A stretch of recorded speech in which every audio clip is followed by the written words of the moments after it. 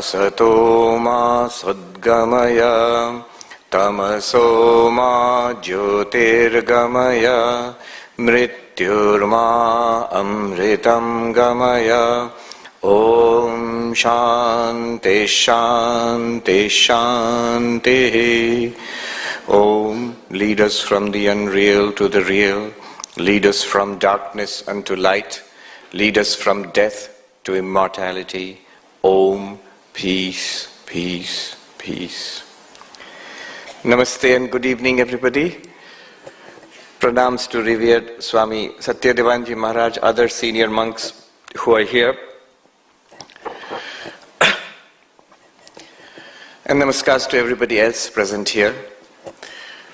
So this is the second evening of these talks, of these three talks on Advaita. Today also happens to be Shankara Jayanti. Yes, it's very auspicious and a very nice coincidence that today we are discussing Advaita Vedanta on Shankara Jayanti. And the text that we have selected, one of my favorite texts, is the Astavakra Samhita. Now this Astavakra Samhita, there is a uniqueness about this text. Advaita Vedanta, the root texts are the Upanishads.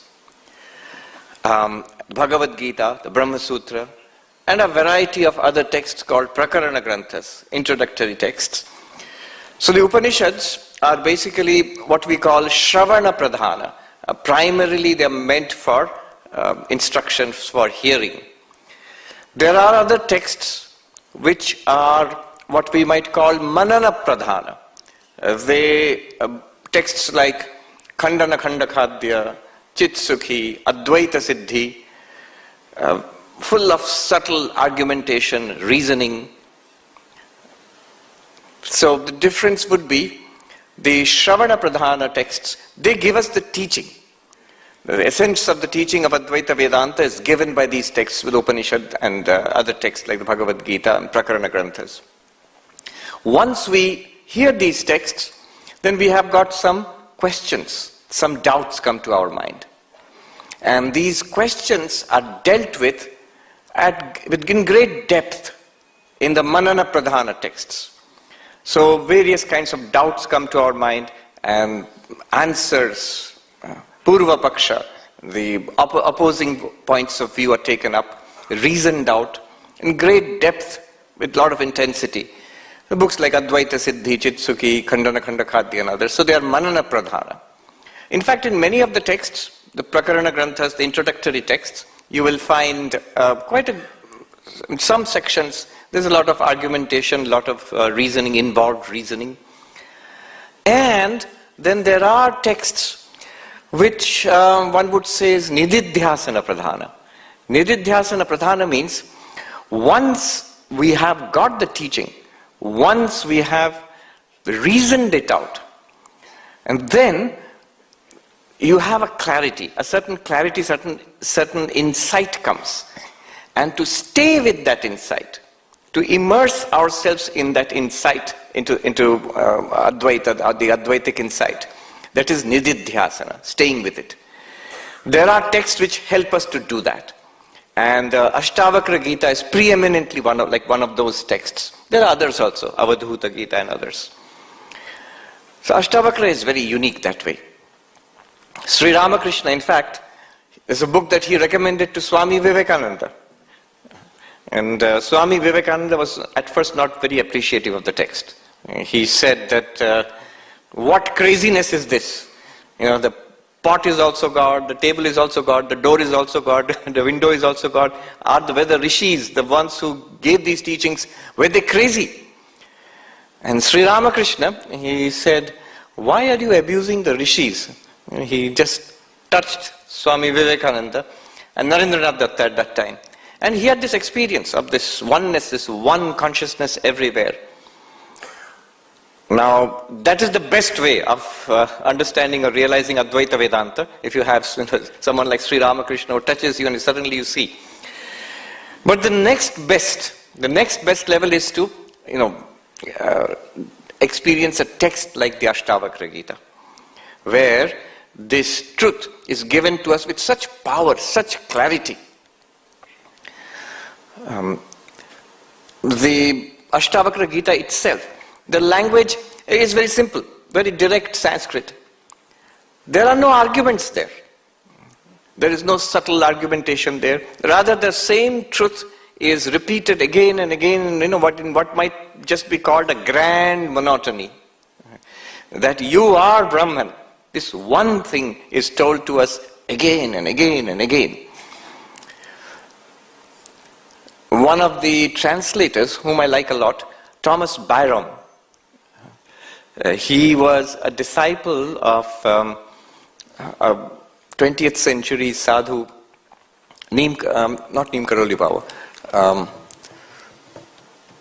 He was a disciple of Hanumanji. I forget. Not Neem Karoli Baba. Anyway, this Thomas Byron, he said that my guru is to tell me that Astavakra is the purest of the scriptures. My guru is to tell me that. And Swami Vivekananda himself has said that spirituality is alive because of texts like this, like the Astavakra Gita. So Thomas Byram, in his introduction to his translation, the translation it's a very beautiful, poetic translation. It's called The Heart of Awareness, the Heart of Awareness. In that introduction, he says that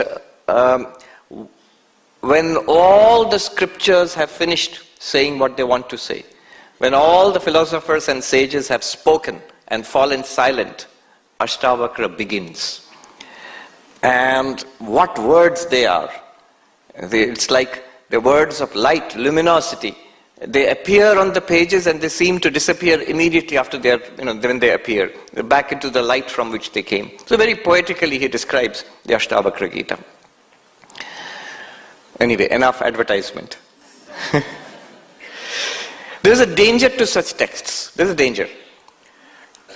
I remember I was in Gangotri at one time, and there was this, in the nearby hut, there was this other gentleman who was reading the Astavakra Gita. And I got talking with him, a senior retired gentleman. He was staying in that hut and studying. Day and night he would study the Astavakra Gita. And I would too. I also had taken that same text to Gangotri. And this gentleman said that, "Arey, isme to asli baat hai. This is the real teaching. My guru, why he did not tell me about this? My guru is spending his time in worshipping Tulsi plant and doing japa of Krishna mantra." I said, "Where did you get this book?" "From my guru." "Do you think he has read the book?" So yes. "And after that also he is worshipping the Tulsi plant and repeating Krishna mantra?" I said, "Haan, wo to hai." So there is this danger in, one feels that, oh, this is the highest truth. What is the use of bhakti? What is the use of meditation? What is the use of ritualistic worship? So that is a misconception. That's the danger of texts like Astavakra, which give us the raw, unfiltered truth directly.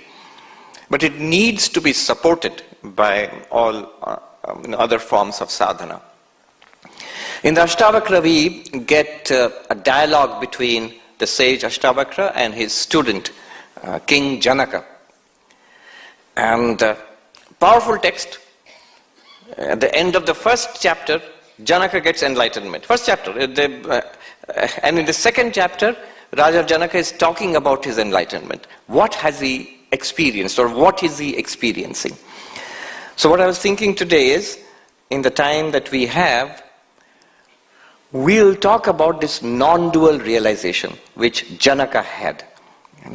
That's the subject for this evening. And Janaka himself talks about it. And after that we'll have our usual Q&A, a question-answer session. Janaka, in the second chapter of the Astavakra, he says, this is I think the 17th verse. It's a pretty big chapter where he talks about his realization. In the 17th verse, he says, Bodhamatraham ajnanad upadhi kalpito maya Evam vimrishato nityam nirvikalpe sthitir mama. Very beautiful, sublime verse. He says, I am pure consciousness, bodha matra, consciousness only, bodha matra. Ajnanat, by ignorance, because of ignorance, upadhis have been imagined by me. Now what is this upadhi and what does it mean? We'll see later. Upadhis have been imagined by me. Limitations have been imagined by me.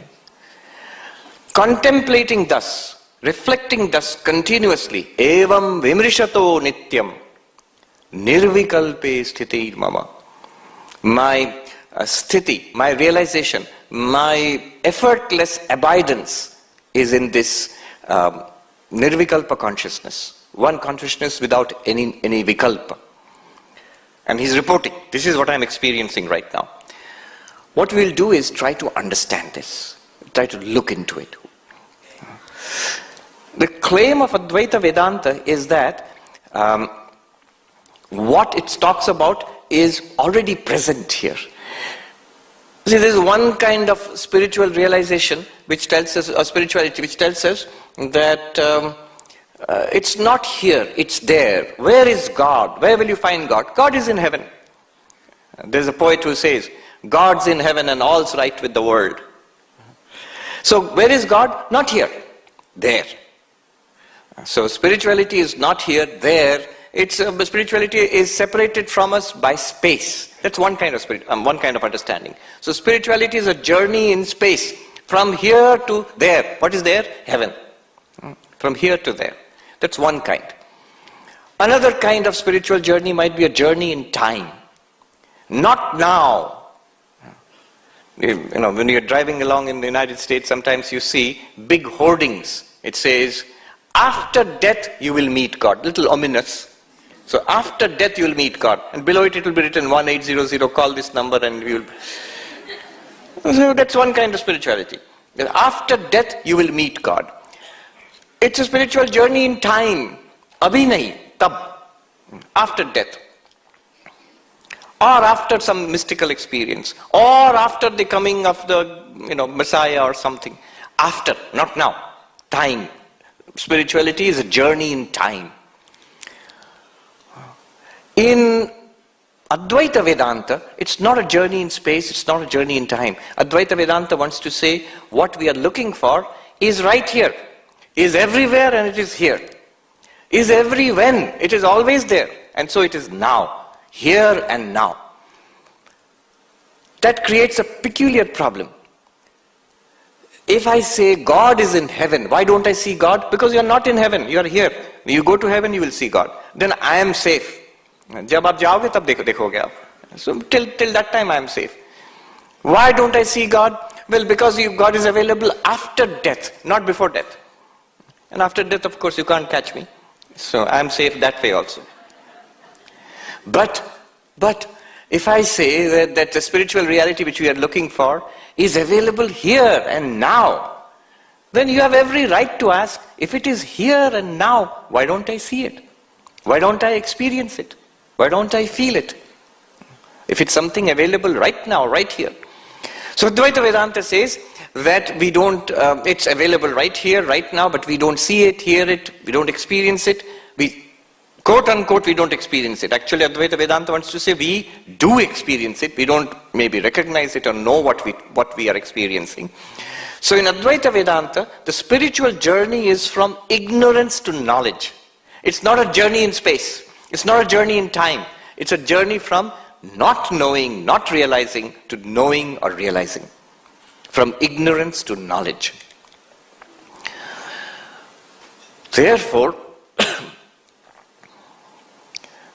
just before I came here, a young man was asking me in the Mumbai ashrama, so this Advaita you're talking about, Atman, Brahman, it's all very nice. How will I get anubhava, experience of this Atman or Brahman? That's already presuming that I'm not having this experience.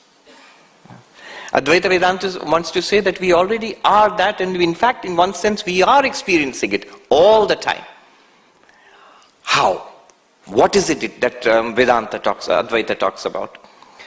Janaka says, Bodha matro aham. I am consciousness only, awareness only. Let's look into that. This is crucial. I am awareness only. If I understand that, that's the key to understanding Advaita Vedanta. That's the key to enlightenment. Right now, whatever we are experiencing, whenever you are seeing something, you're looking at me and you're seeing, you are aware. Without awareness, you don't have that experience of seeing. Yesterday I was talking about, you go near a door with a sensor, or a tap, in an airport with a sensor. You put your hand there, you go near the door, it opens. Is it seeing? No. There is a mechanical process going on there, but the conscious first-person experience of seeing is not there. So if you're seeing something, we are all seeing. So you're seeing, that means you are aware. Whatever you see, the things that you see keep changing. You are seeing something outside the hall, now you're seeing something inside the hall. What you saw changed, but awareness did not change. That awareness is constant. It's the same awareness by which you hear. So my words, we are hearing these words, same awareness. Hearing words and seeing something, these are different experiences. But the awareness which makes it possible for us to see and to hear, same awareness. You say, Swami, are you stipulating that? Are you saying that this is how it should be? No, it is how it is. We just have to take a look at ourselves and see, yes, words is something auditory. Seeing is something visual. But both are happening to awareness. I'm aware, therefore I am having these experiences. Smelling, tasting, touching.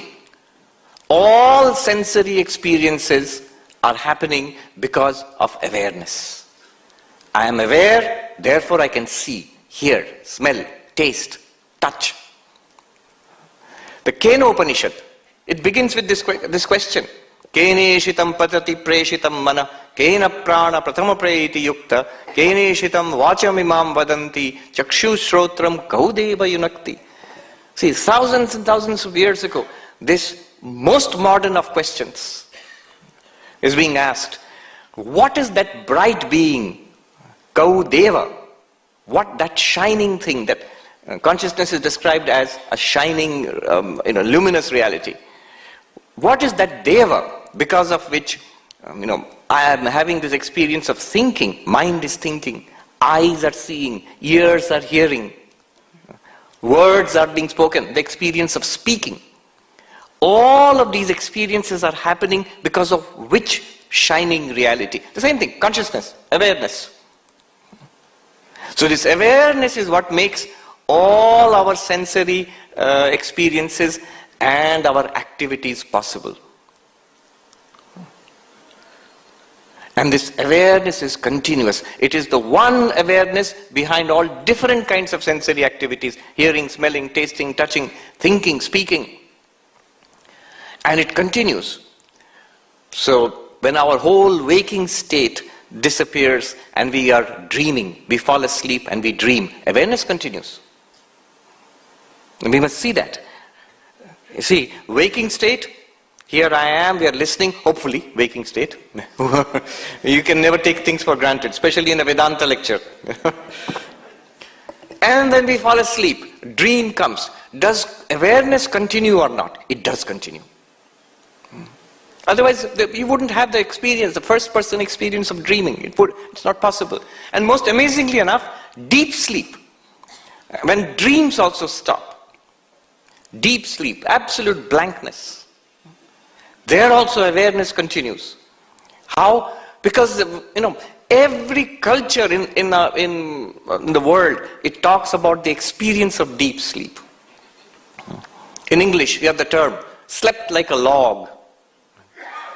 In Bengali, and I think here also in Mumbai, when it is very hot and humid, in Calcutta or in Mumbai, you have in Bengali they say, ghumiye kada, slept like mud. If you go to sleep in a hot afternoon and sweaty afternoon, you wake up feeling like mud. But the thing is, deep sleep must be an experience. Otherwise, how is it mentioned in every culture? How are there linguistic descriptions of deep sleep? And the Vedanta describes deep sleep as the experience of, I slept happily, I did not know anything. As we come out of deep sleep, we look back upon it and we formulate this, that was also an experience. I was awake, I fell asleep, I dreamt, and there were periods of no dream at all. And now I'm awake again. If deep sleep was not an experience, you know what would have happened? I would have had experience of waking, I would have experience of dreams, and then again of waking. I wouldn't even refer to something like a dreamless blankness. So deep sleep is not the absence of experience, it is the experience of absence. I remember there was this Sankhya philosopher, an American, Professor Larson. So it was in the Institute of Culture about a couple of decades back. There were a series of seminars on consciousness studies. So there were these neuroscientists and philosophers, and they really couldn't see eye to eye. And then this Professor Larson asked the neuroscientist, Doctor, in neuroscience, in deep sleep, is there consciousness or not? What is your point of view? And this was more than 2 decades ago. And the doctor said, in deep sleep there is no consciousness. That's our view. Deep sleep there is no consciousness.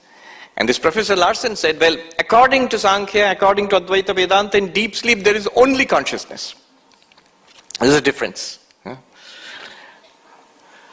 It's like light streaming from the sun in deep space. It looks dark. It looks absolutely dark out there in space. But it's not dark, it's full of light. If a comet passes through it, you will see the tail of the comet blazing with light. Not that the comet carries its own light, it's not self-illumined. You need something to reflect that light. So the light streaming from the sun, between the sun and the earth, it seems dark when a comet passes through it, or when a satellite passes overhead in the evening, you see it shining. With what light? Light of the sun. So, in deep sleep, consciousness alone, awareness alone is there. Or another way of looking at it is, awareness is there and it illumines the darkness of deep sleep. That is the blankness, where subject and object are sort of mushed into one, so to say. This awareness continues in waking, dreaming, deep sleep.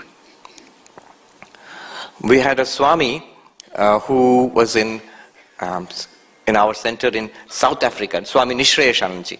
So he used to explain these things with very nice stories. So he said that, what it is like in the station here, in the railway station in Mumbai, I think it's called the Chhatrapati Shivaji terminus. So at that time, I think it was called the Victoria terminus or something like that, yes. So he says that, see, there's a station master sitting there. On platform number 1, a big train is coming, say something like, at that time, Rajdhani Express was the elite train, a very famous train. It's coming in, and there's full of activity. People are getting down, people are getting on the train, and the station master is watching. After some time, that express, Rajdhani Express, goes away. Station master did not come in with the train, station master did not leave with the train, station master is watching. After some time, goods train, Malgadi, goods train comes into the station. Not so many people get in, nobody, maybe the train driver gets down for a cup of tea and then gets back on the engine, and then it moves away. It's sort of hazy and not much activity. Station master is watching. He does not come with the train, does not go away with the train. And then next, the platform is empty. No train is coming. Station master is still there. He has not gone away. Even the empty platform is watching. Now what is this? What is this demonstrating? So the Swami says that the Rajdhani Express is the waking state. You are there, the station master, you awareness.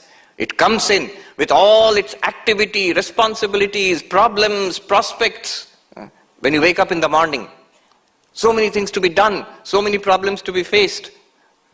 In industrial grade reality, it chugs into the station, and then it goes away. You fall asleep, maybe in the afternoon or at night. And the goods train is like the dream state. It comes in, It's little vague, little smoky, and not much activity. And then that also goes away. And then deep sleep is like empty platform. No content is there. Station master, who is the station master? You, the consciousness, the awareness. You are watching. So this is a very nice example to illustrate the Mandukya Upanishad. The waking state comes and goes, the dream state comes and goes, the deep sleep state comes and goes. The fourth, this awareness, which is watching all of this. See, our common sense idea of this is, I am this person, the waker, this is reality. Sometimes I fall asleep and I, the waker, forget my nature and I am the person who's dreaming in the dream. Then that is also extinguished and deep sleep. Then I come back, I am the waker, this is my reality. This is how we normally look at it. The Mandukya Upanishad says that no, waker and the waking state, that's one pair. Dreamer and the dream state, that's the second pair. And deep sleeper and the deep sleep state, that's the third pair. All these three pairs, they come and go in one light, which is awareness alone. In that one awareness. This awareness continues. Different states come and go, it continues. Our emotions, happy, unhappy, elated, depressed, same awareness. Awareness is not happy, or awareness does not get depressed. Awareness does not get elated. Awareness does not get, it does not sink into depression. All the emotional states come and go, awareness is constant. So in all our perceptions, one awareness. In all our emotions, one awareness. In waking, dreaming, deep sleep, one awareness. And if there is nothing to be aware of, awareness continues. Like in deep sleep, like in samadhi, like in coma, one awareness continues. Janaka says, that awareness I am, bodha matra aham. What have I realized? I am that one unchanging, undying, immortal awareness. Bodha matra aham. Now, if we reflect a little bit on this, he says in the second line, Janaka says, Evam vimrishatam nityam. As I constantly reflect upon the fact that I am this one awareness. If you reflect upon it, this one awareness, does it grow old? Does it grow sick?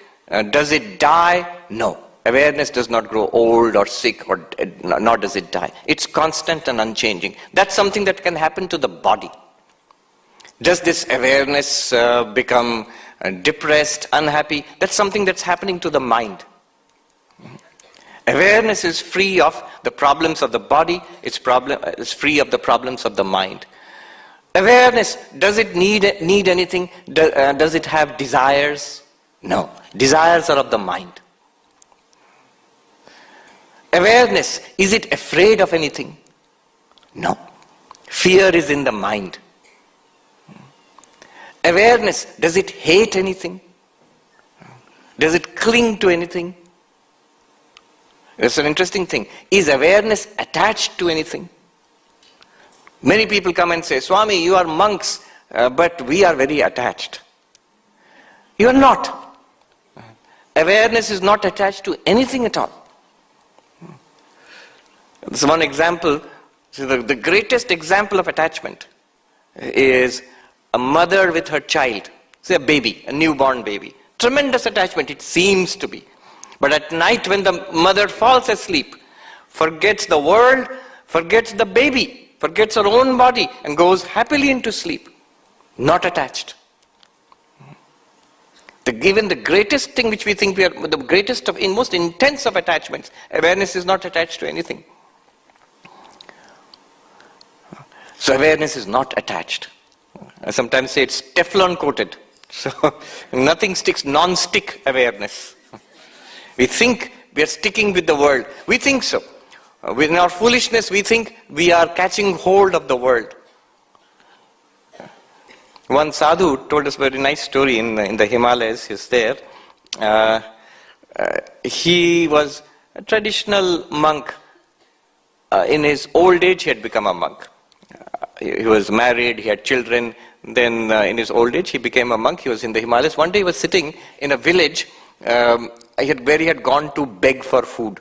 And little morosely he was sitting there.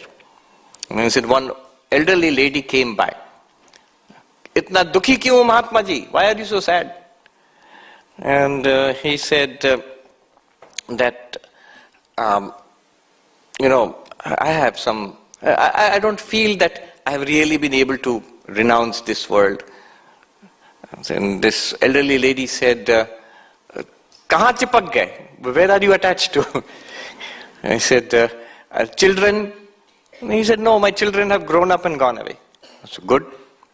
Money? He said, wo sab de diya, dusron mein baant diya. Your wife? He said, no, she died. Then to kahan chipke ho aap?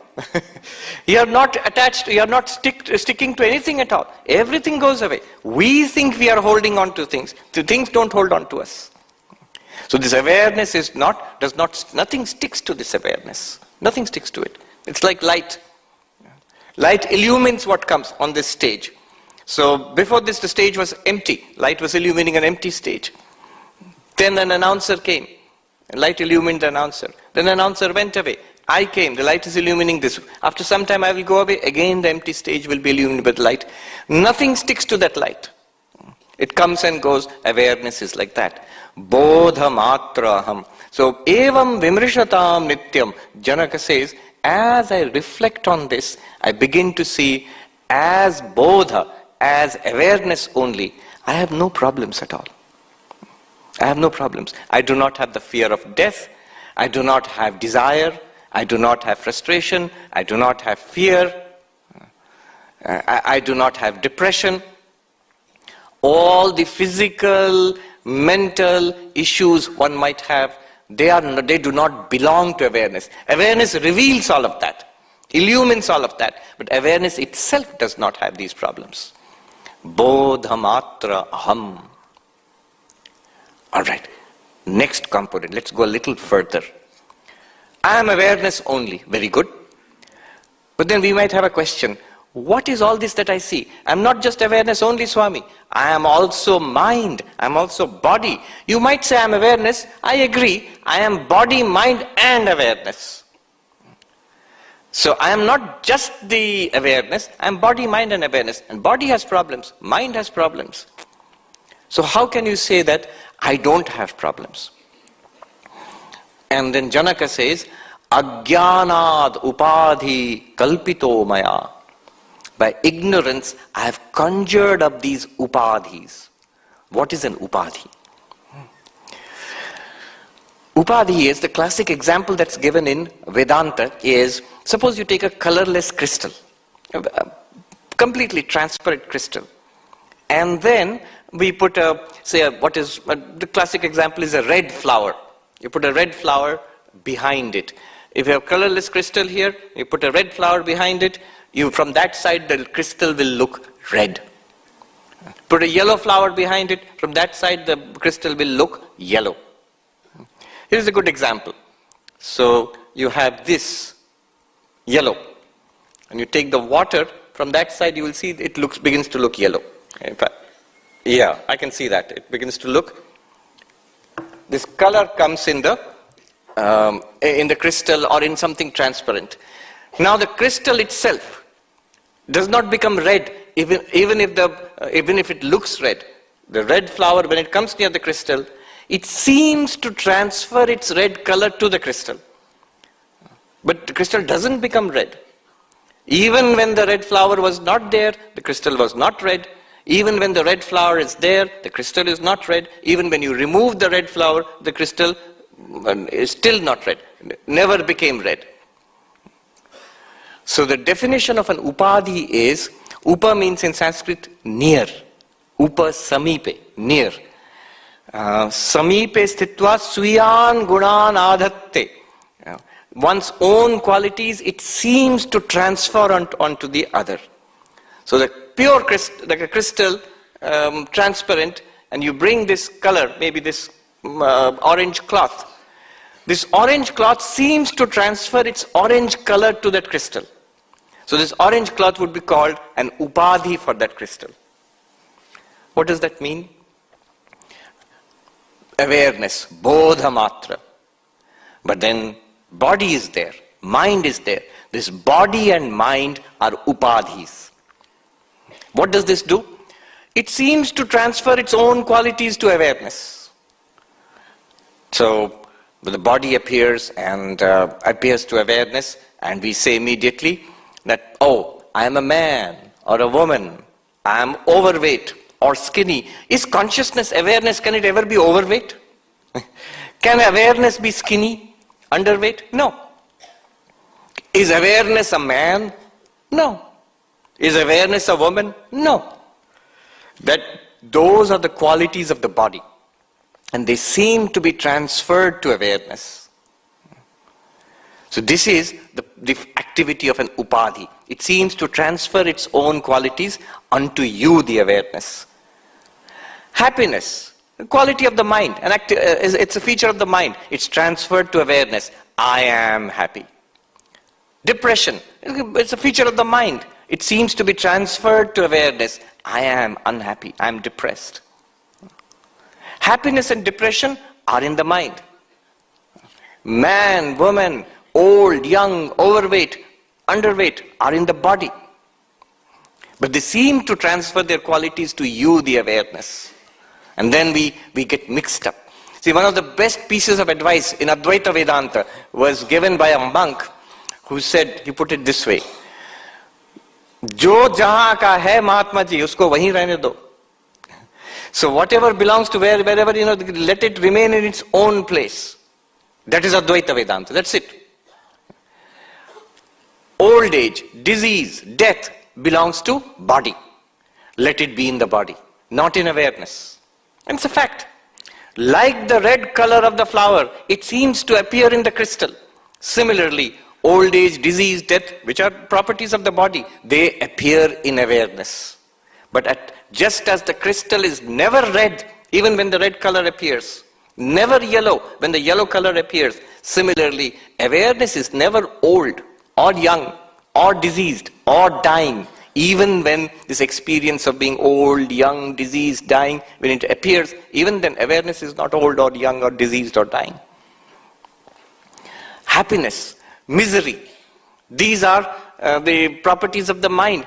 Even when they appear in awareness, it's not that the awareness itself is happy or the awareness itself is miserable. This is because of the presence of the upadhi. I have sometimes told this story about this man who went to a monk in the Himalayas, and he said to this monk, Mahatma ji, main bahut dukhi hu. I am very unhappy. And that monk asked him, Aap apne dukh ko anubhav karte hain? Do you feel your misery? He said, of course. I feel my misery. That's why I am miserable. And the monk replied, if you feel your misery, then you cannot be miserable. Aapka dukh ka anubhav hai, to aap dukhi nahi ho sakte hain. What do you mean? See, whatever you experience is an object of awareness. It is not awareness itself. So if I am experiencing the misery, then it's an object of, to me, the awareness. I am not miserable. What is happening there is the misery in the mind, the unhappiness in the mind, because the mind functions as an upadhi, the unhappiness in the mind is being transferred to awareness. And awareness, then one gets mixed up and says, I am unhappy. But unhappiness belongs to the mind, not to you, the awareness.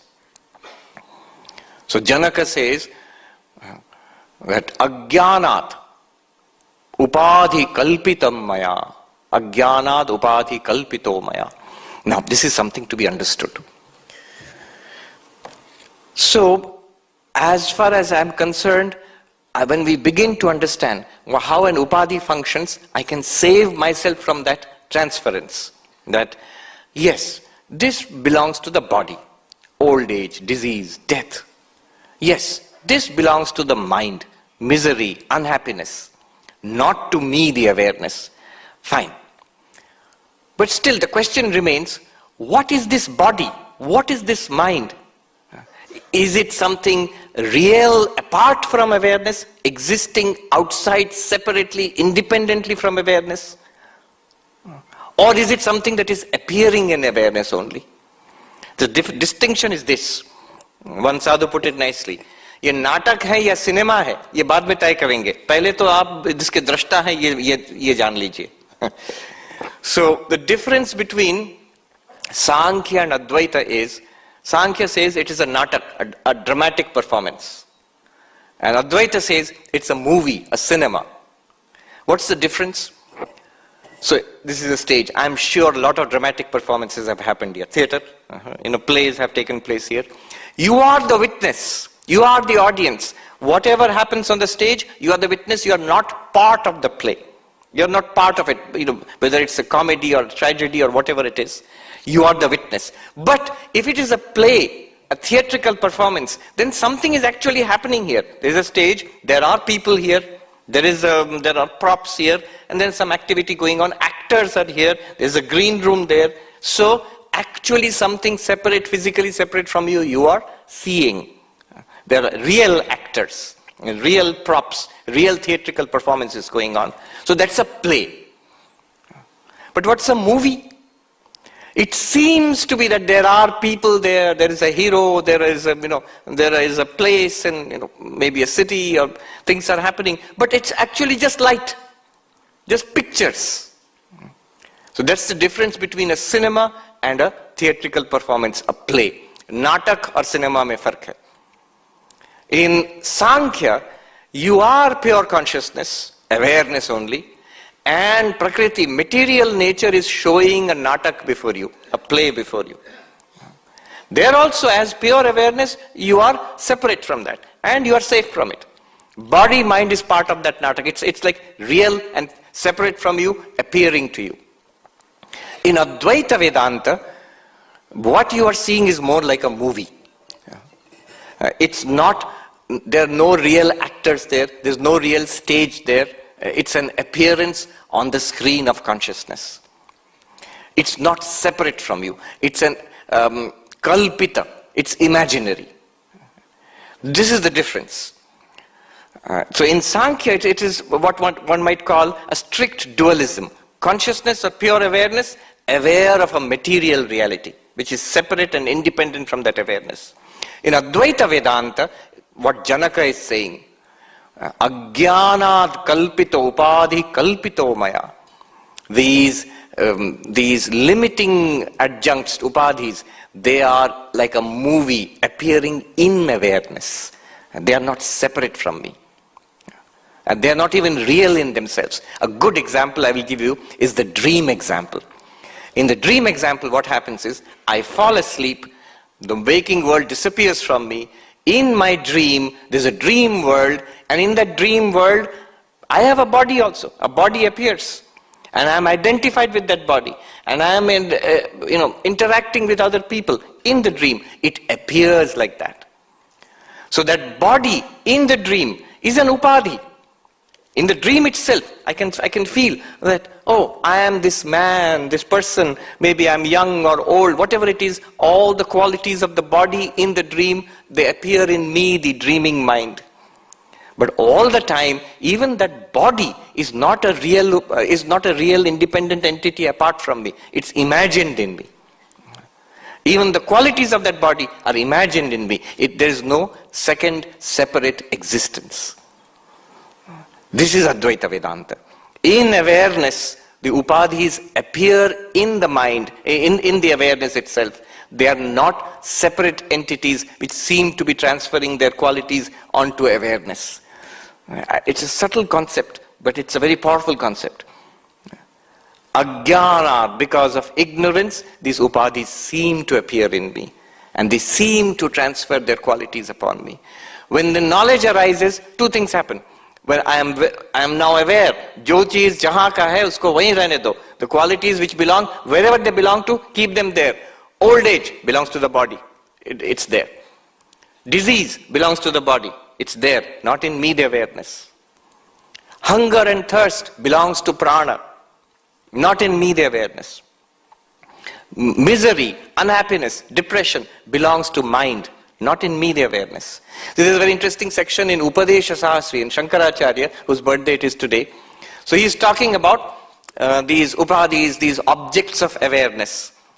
And he says, I am not the body, just as I am not this object.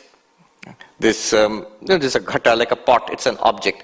It's something that appears to me in awareness, so I am not it. It's an object. The body is also something that appears to me in awareness. So therefore I am not even the body. It's an object. Now the shishya, the student, asks a question. The question he asks is, you cannot compare the body with this object, because this object is separate. Nothing happens to me if somebody hits this object or burns this object. But if somebody burns my body, puts a little bit of fire, it hurts. How can I say that this body is an object like that object?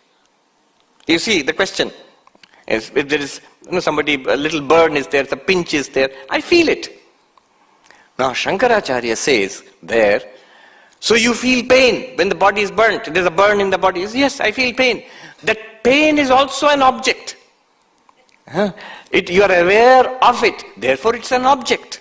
It appears in you, the awareness.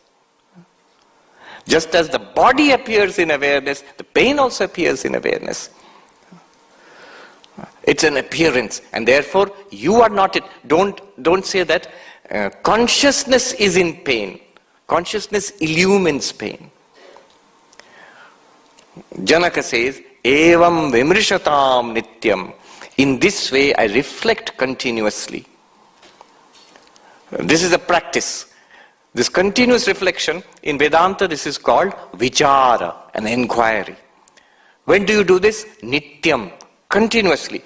Every opportunity, every experience shows to us, one, that I am bodha matra, awareness only. And it shows to me how this body-mind is upadhi. It appears in awareness and seems to transfer its qualities unto me. When I am aware of this, aware of myself as awareness, I will not allow this transference of qualities to happen. Jo cheez jahan ka hai, usko wahin rehne do. And therefore, what is the conclusion? Janaka says, Nirvikalpe sthitir mama. So I am established in my nirvikalpa nature. What is the nirvikalpa nature? See, everything in this world is savikalpa, with alternative, with change, subject to change, different states. The body has vikalpa, youth, middle age, old age, health, disease, these are the vikalpas of the body. The mind has vikalpa, happiness, misery, knowledge, ignorance, remembering, forgetting, all are vikalpa of the mind. Prana has vikalpa, hunger and thirst and illness and health. This is prana, vikalpa, change. But the awareness itself, no vikalpa. It is constant and ever shining. This constant and ever shining awareness, I am. Bodha matra. Bodha matra. A person might ask this question, why are you saying I am awareness only? Isn't it more logical to say, I am awareness, I don't deny that I am awareness, but also I am mind, I am body. Body, mind, awareness together. One sadhu put it nicely, Wah, gadha bhi aur ghoda bhi. Ek saath. No. Why I am awareness only and not mind-body awareness? Because if I am something, see for example,